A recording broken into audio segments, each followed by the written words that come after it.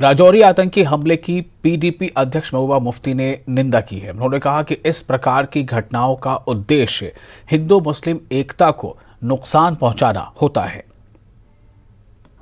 दिलदोज वाकया है जिसमें हमारे फिर से एक बार 5 लोग, जिसमें एक छोटा 5 साल का बच्चा भी है, इस तरह से वो मारा गया।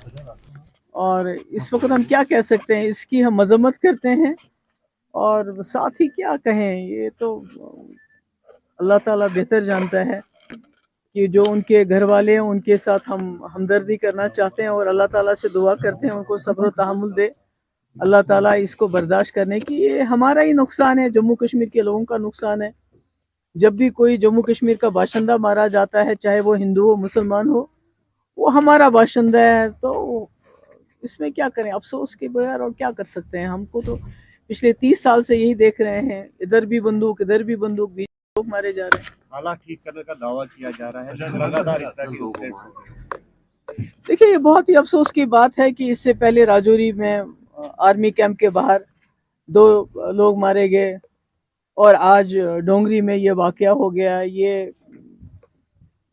हमें तो अफसोस के बगैर हम तो हाथ मलते रह जाते हैं। हाँ, इससे ये जो इसमें हिंदू मुस्लिम का नैरेटिव एक जमात चलाती है, जिनको इसका फ़ायदा होता है, जिनको इन किस्म की इस किस्म की हलाकतों से जो है पूरे मुल्क में नफरत फैलाने का और एक मौका मिलता है।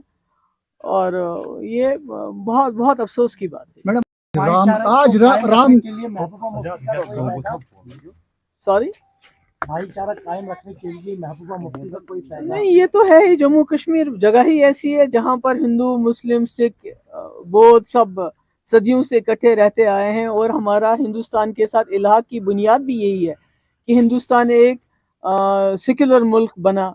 गांधी जी, जवाहरलाल नेहरू ने इसको एक सेक्युलर मुल्क बनाया। अब ये और बात है कि इसको गोडसे का मुल्क बनाया जा रहा है। और इस किस्म के जो वाक़यात होते हैं, जहाँ यहाँ तो मुसलमान तो रोज़ ही मरते हैं, पर जहाँ हमारे हिंदू भाई मारे जाते हैं, उसका फ़ायदा एक ख़ुसूसी जमात पूरे मुल्क में उठाती है।